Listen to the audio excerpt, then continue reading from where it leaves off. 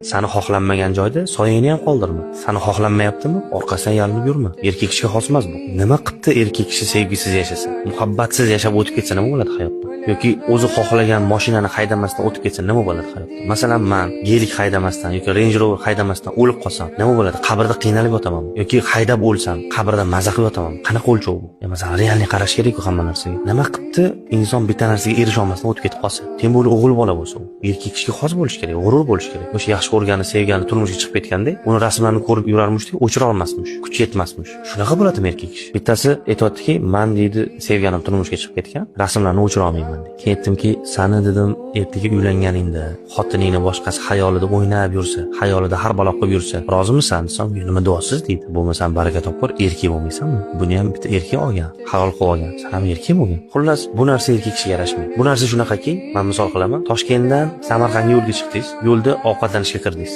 Ovqatingiz yaxshi bo'lmaganligi uchun siqilib qolib ketdingiz o'sha yerda. To'g'rimi shu? Kulgili-a? Inson maqsadi sari yurayotganda yo'l-yo'liki ishlar bor. Shu o'xshamay qolsa hech narsa qilmaydi. Bu maqsaddan chalg'itmaslik kerak inson. Xuddi sevgi, muhabbat, oila, mayda-chuyda muammolar bilan turib qolish o'rnida mana shunga o'xshaydi. Inson hamma narsadan kecha olish kerak. Inson doim yolg'iz qolishga tayyor turish kerak. Mana bu haqiqiy erkak kishiga, aqlan sog'lom bo'lgan odamga yarashadigan ish.